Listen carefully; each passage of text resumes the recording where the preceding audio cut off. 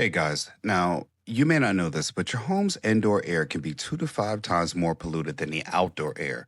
We spend 90% of our time indoors breathing in chemicals from furniture, paint, products, and even your carpet. But here's the good news. NASA proved, yes, that NASA proved that certain plants can actually clean your air, removing toxins, boosting oxygen, and making your home healthier to live in. Today, I'm going to show you the best indoor plants that freshen your environment, plants backed by science that actually work. Whether you're dealing with dry winter air, pet odors, or just want to breathe easier in your own home, these plants are game changers. Now let's get into it. In the 1980s, NASA conducted clean air study to show ways to purify air in space stations. What they discovered applies to your home. Those key findings, certain plants remove VOCs, volatile organic compounds like formaldehyde, benzene, and I'm going to mess this up, trichloroethylene. I think I got that right. Plants absorb toxins through the leaves and roots. Microorganisms in the soil break down those pollutants, and plants release oxygen and moisture, improving your air quality.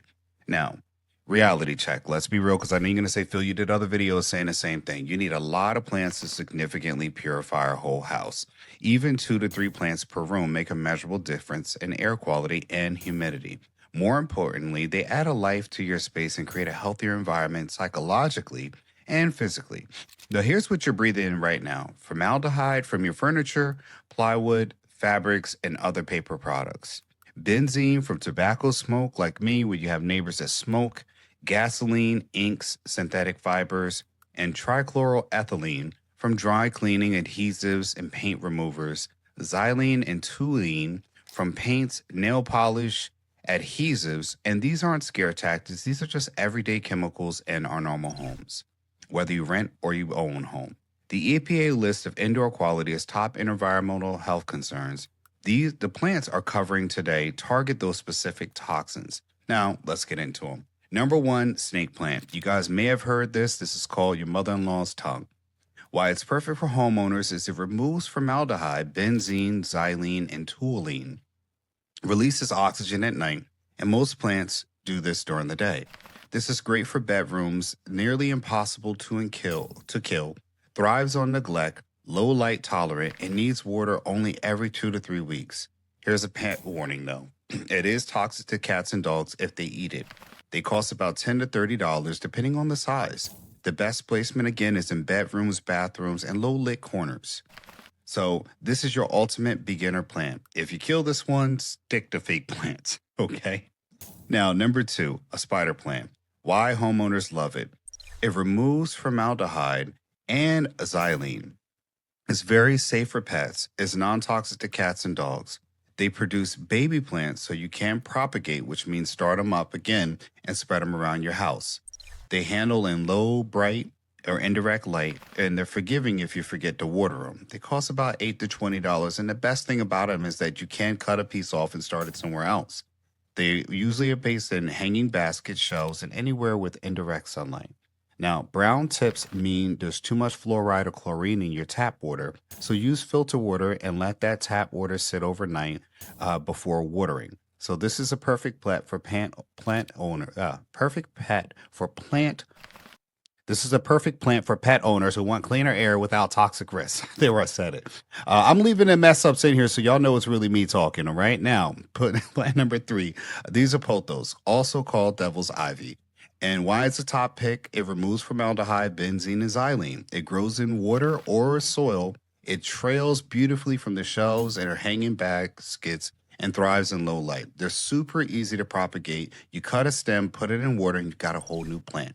Here's a pet warning. Here's another one that is toxic to cats and dogs. It does cost about $10 to $20, and the best placement is the shelves or countertops, hanging baskets, anywhere where it can be out of the reach for pets.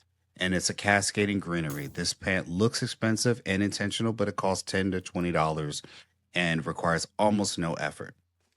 Plant number four, peace lily, NASA's favorite, removes formaldehyde, benzene, and trichloroethylene, xylene, toll, and ammonia. More toxins than any other plant. Produces elegant flowers and tell you when it needs to water. It droops. Then it perks up within hours of watering. Thrives in low to medium light and increases humidity. Great for dry homes. Oh, that's good for people who live in the Northeast. Pet warning, again, it's toxic to cats and dogs, 15 to $40. Good placement in living room, bedrooms, or offices. Now, drooping leaves means it's thirsty. Yellow means it's actually too full of water, overwatering. And it tells you what it needs. So it takes all the guesswork out. Now, number 5, rubber plant. Why? It's a statement piece. It removes formaldehyde from the air. Large, glossy leaves make a visual impact and it grows tall, 3 to 6 feet indoors. Fills empty corners and is low maintenance. Once established, it handles low light or bright and direct light. Pet warning is mildly toxic to cats and dogs, which is important.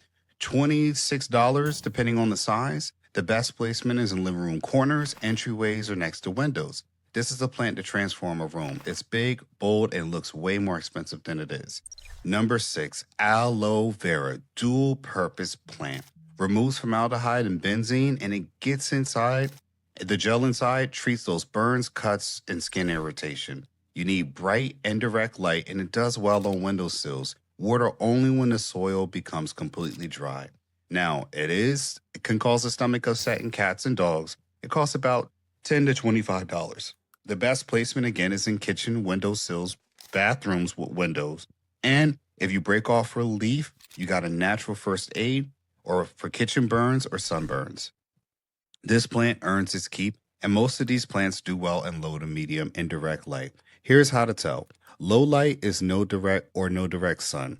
10 plus feet away from a window or north facing windows. Medium and direct light near an east or west face window with sheer curtains. Bright and direct light near a south facing window, not in direct sun. There's a pro tip though. If your plant gets laggy, long stems, or sparse leaves, it needs more light. If the leaves burn or fade, it's getting too much direct sun. Most indoor plant deaths are from overwatering, not bad light. So the golden rule, when in doubt, don't water. Do not water. The watering guide is stick your finger 1 to 2 inches into the soil. That's probably up to the middle part of your finger for people to understand what inches are. Water is still moist, then you need to wait. When you water thoroughly until it drains out the bottom, then let it sit. Never let the plant sit in standing water. This causes root rot. Humidity can boost plants weekly, or you can mist them actually. So you can group them together and spray a humid microclimate with a little mister spray. Bathrooms are naturally humid, great for tropical plant like peace lilies. So those are good ones to put in there. Now, a winter tip for all the people who live in those winter areas, indoor air gets dry from heating systems. Plants help, but they also need more humidity in the winter too. So misting or a small humidifier will help. Let the pet safety also matters, okay? So don't forget that. Now, let's go down to our list for today's pet safe plants. Spider plant, toxic to pets, cats and dogs. Snake plants, pothos, peace lily, rubber plant, aloe vera.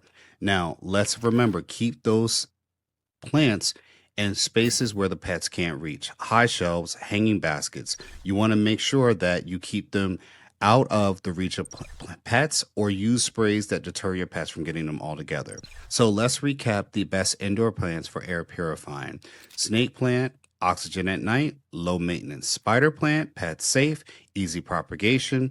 Pothos, trailing beauty, nearly indestructible. Peace lily removes most toxins, tells you when it's thirsty. Rubber plant, statement piece, fills corners, and aloe vera.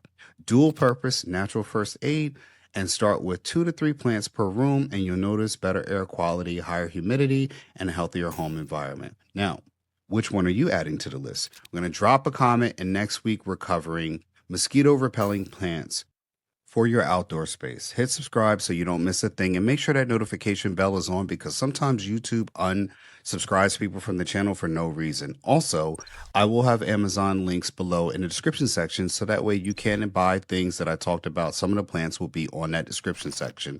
And as an Amazon affiliate, I do get a small commission from things that you buy. So I appreciate you watching. Comment below if you've enjoyed the video or you got other recommendations for indoor plants that you see that works.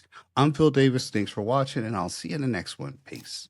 Most people don't need motivation, they need better information. Owning land, growing food, and becoming more self-reliant often sound complicated, mostly because they're rarely explained clearly. Ancestry Lands focuses on the practical side of independence by talking about what land ownership actually costs, what works in real backyards and small parcels. Because independence means getting freedom and security, and land just happens to do both. If you prefer planning over panic, subscribe to Ancestry Lands for information you can actually use.